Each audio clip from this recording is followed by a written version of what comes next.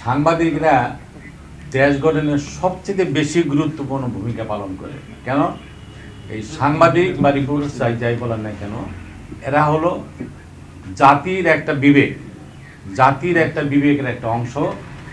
এরা যদি সঠিকভাবে সমাজটা, দেশটা, গ্রামটা, অঞ্চলটা, এলাকাটাকে কীভাবে চলছে সেটা সঠিকভাবে উপস্থাপন করেন, তাহলে ওই অঞ্চলে, ওই দেশের বা ওই গ্রামের বা উপজেলা যারা হত্যাকর্তা, যারা ধারক বাহক, তারা সঠিকভাবে ওই উপজেলা বা দেশটাকে সঠিকভাবে চালাতে পারবে। সিম্পলি একটা কি মেসেজ যদি আপনারা দেন, সেটার বিনিময়ে সারা দেশ, সারা কালিয়াতি আলোকিত হবে। আমার সম্বন্ধে যে সমস্ত আলোচনা, যে সম্মানিত ইতিপূর্বে যে যারা বক্তব্য রেখেছেন, শহীদ সাহেব শুরু করে সম্মানিত সভাপতি এবং সম্পাদক যা বলেছেন, আসলে অত দামি না। তারপর আমি যেটা মনে করি, এই আলোকিত কালিয়াতি করার জন্য আপনারা অল্প পরিসর হলো, আমি মনে অল্প পরিসর না, এটা একটা বিরাট অদূর ভবিষ্যতে এই রিপোর্টার্স ইউনিটি এটা কালিয়াতির মধ্যে আমি আশা করি বিরাট একটা কালিয়াতির মধ্যে একটা আলোড়ন সৃষ্টি করবে। সঠিক তথ্য পরিবেশন, এই সঠিক তথ্য পরিবেশন করতে গেলে একটা জায়গার দরকার, একটা সম্প্রতি যে সমস্ত মাল্টিমিডিয়া প্রচার দরকার, সেটা অবশ্যই দরকার। সেই জন্য আমার পক্ষ থেকে আমি যতটুকু পারি অতি সত্বর আপনারা একটা ঘর দেখেন, এবং আমি আশা করি আপনাদের কাছে যে আমাদের মধ্যে হয়তো মতে বিরোধ থাকতে পারে, আপনাদের মধ্যে হয়তো দেওয়ার মতে থাকতে পারে, আপনারা অতি সত্বর কীভাবে এই প্রেস ক্লাবকে উন্মুক্ত করা যায়, কিভাবে এই প্রেস ক্লাবকে খোলা যায়, প্রেস ক্লাব কার্যকরী করা যায়। এবং আপনারা যে কথাটা বললেন যে বিগত নির্বাচনে আপনাদেরকে কিভাবে তারা হটায়ে বা অন্য যারা সেই স্বৈরাচারে যারা দোষর, তারা কীভাবে জয়লাভ করেছে সেটা সুন্দরভাবে উপস্থাপন করে আমাদের সবার কাছে দেন। আমরা অবশ্যই সেটা নিয়ে আলোচনা করব, এবং আমাদের এই আলোচনার মাধ্যমে টাঙ্গাইল জেলার যারা ধারক বাহক, বাংলাদেশ জাতীয়বাদী যারা ধারক বাহক, তাদের সাথে আলোচনা করে কীভাবে সেটাকে রিসাইজ বা রিফ্যাশন করা যায় সেজন্য আমি করব।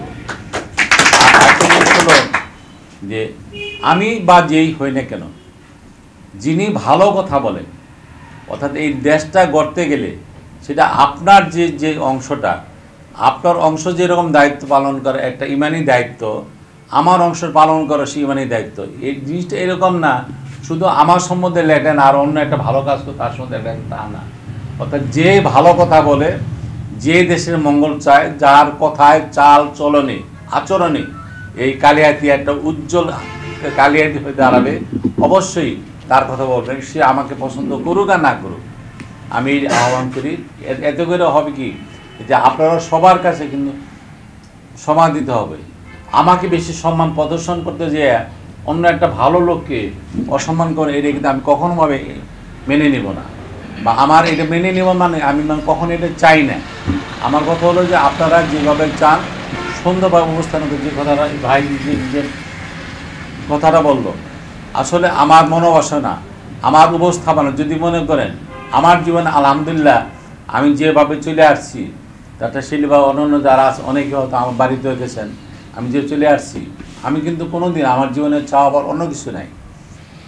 আমি এমপি নমিনেশন পাই বা না পাই, আমি এমপি হইবে না হই, আমার কাজে দ্বারা আল্লাহ পাক সুলং আই এ লাইফ আমার জন্য দোয়া করবেন যে আমি কালিয়াতি মানে একটা আলোকিত কালিয়াতি গড়ার জন্য আমি আপনাদের পাশে আছি, এবং সেই ব্যাপারে আপনারা আমাকে সার্বিক সহযোগিতা করবেন। এই এতটুকু সহযোগিতা করলে যে উনি কথাটা বললেন, এটা যদি আপনারা ফুটে উঠতে পারেন যে he is the right person to conduct the কালিয়াতি ইন দ্য রাইট ওয়ে। অর্থাৎ আমি একটা এমন মানের লোক, যদি মনে করে যারা নমিনেশন দেবেন বা যারা ঊর্ধ্বতন কর্তৃপক্ষ যারা আছেন, তারা যদি এই জিনিসটা তাদেরকে উপস্থাপনা করা যায়, আপনাদের প্রচার মিডিয়ার মাধ্যমে সঠিক তথ্য মাধ্যমে প্রচার করা যায়, হ্যাঁ ডাক্তার শাহ আলম কালিয়াতি ভালোবাসে, কালিয়াতি মাটির মানুষের নেতা, কালিয়াতি মাটির মানুষের কথা বলে, শুনে, এবং উনি ওনার পক্ষে সম্ভব একটি সত্যিকারের উজ্জ্বল কালিয়াতি বা আলোকিত কালিয়াতি করার লক্ষণ করা। আমরা আমি নিজে নিজে চিন্তা করেছি, যদি এই নির্বাচন 1 বছর বা 2 বছর পর, আমি জানি না কতদিন পরে, আমরা কখনোই নির্বাচনের জন্য বসে থাকবো না। আপনারা যেরকম কথা বললেন যে বন্যা দুর্গতকে আপনারা সাহায্য করেছেন, এবছরও আপনারা শীত বস্ত্র বিতরণ করেছেন, সেখানেও আমার একটা টোকেন একটা উপহার ছিল, সেটা আমি বলতে চাইনি। কিন্তু আমি বলছি যে তুমি এতক্ষণ বললো কি আগে আগে আগে আগে আরও আগে বলতে পারতাম। আগামী দিনে আমাদের রমজান মাস আছে, যে দেখবেন আপনারা আপনাদের মাধ্যমে সঠিক কারো কোনো পার্সেন্ট না করে, কোনো আবেগপ্রবণ না হয়, দেখবেন সঠিক মানুষটি, যে মানুষটার কাছে হাত পাততে পারছে না, অথচ সে গরিব, সেহরি খেতে পারছে না, ইফতারি খেতে পারছে না। একটু কালে আমাদের 274টা গ্রাম আছে কালিয়াতি উপজেলায়। 274টা গ্রামের মধ্যে আমরা যদি 274 বা 500 লোককে যদি আমরা খাবার, সেহরি বা ইফতারি খাবারে যদি অল্প পরিসরে করতে পারি, তাহলে আমরা অনেক ভরে এই ধরনের কাজ আমরা হাতে নিব। আরেকটা হলো যে ইদানিং আমি ডাক্তারি করতে যাই, অনেকগুলো রুল আছে, আমার কাছে প্রায় আসে। আমরা দেখেন, আপনার মা বাবা যেভাবে পালছে, আপনার ছেলে বা আপনার ছেলের বউ বা আপনার মানে কি বলে আপনার বোন বা যারা আছে, তারা সেভাবে কিন্তু লালন পালন করে না। জাতি গঠনে সাংবাদিক যে রুল আছে, জাতি গঠনে মহিলাদের সেরকম রুল আছে, জাতি গঠনে ছাত্র সমাজের রুল আছে, জাতি গঠনে যুব সমাজের রুল আছে। এই সমস্ত জিনিসগুলা আমি স্ক্রিপ্ট করে আপনাদের দিয়ে দিব, এবং স্ক্রিপ্টটা সঠিকভাবে উপস্থাপন করবেন, তাহলে সুন্দর হবে। আসলে কার কী দায়িত্ব, আমি কিভাবে চললে, আমার বাচ্চাকে কীভাবে পালে, আমার বাচ্চা কখনোই হাসপাতালে যাওয়া লাগবে না, ডাক্তার কাছে কম যেতে হবে। অর্থাৎ আমি আমার প্রেক্ষাপটে তুলে ধরি। আরেকটা জিনিস হলো, ইদানিং প্রায় দেখা যাচ্ছে যে মানুষের এমন রোগবালাই হচ্ছে, রোগবালাই হওয়ার কারণ অনেকগুলো কারণ আছে। আমাদের দেশে আবহাওয়া পরিবর্তন, প্লাস আমাদের দেশে খাবার প্রচুর পরিমাণে ভেজাল। আগে সারা কালিয়াতি উপজেলায়, আগে কালিয়াতি উপজেলা ছিল, থানা ছিল, সেই কালিয়া ইউনিয়ন ছিল লাস্ট বর্ডার, যেটা সতুর উপজেলা এখন পড়ে গেছে, সেটা ছিল 15 নম্বর ইউনিয়ন। আর এই সদর কালিয়াতি যে ইউনিয়নটা, সেটা ছিল নাম্বার 6, মানে 6 নম্বর ইউনিয়ন, আমার যতদূর মনে পড়ে। আমরা চাচ্ছি যে একটা উপজেলায় তখন একটা হাইপার টেনশন, একটা হার্টের পাওয়া হচ্ছে না। আমি এখন এমন কোনো দিন শুনতে পাই না যেখানে হার্টের রুগী বা কিডনি রুগী না আসছে। এই যে আমাদের খাবার অবস্থা, অর্থাৎ মানুষকে স্বাস্থ্য সম্পর্কে সচেতন করা, খাবার দাবার সচেতন করা, শিক্ষা, একটা শিক্ষা সম্বন্ধে একটা মানুষকে সজাগ করে দেওয়া।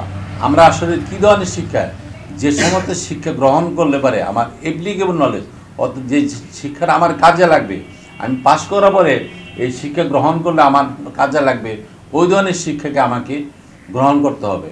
আমরা ইতিমধ্যে আলোচনা করেছি, আমি একটা প্রাইমারি স্কুল, একটা হাই স্কুলকে আমি চুজ করতেছি ভেরি ফানি জাপানি স্টাইলে।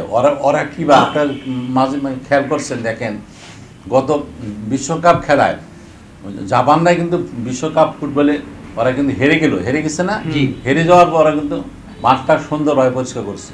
অর্থাৎ ওদের স্টাইলে যেভাবে স্কুলে পড়ায় 4-5-এ, কেন এই 4-5 পড়ায় তারা 4-5 পাস করার পরে হাই স্কুলে চলে যাবে, আবার 9-10 পাস করার পরে তারা আবার কলেজে চলে যাবে।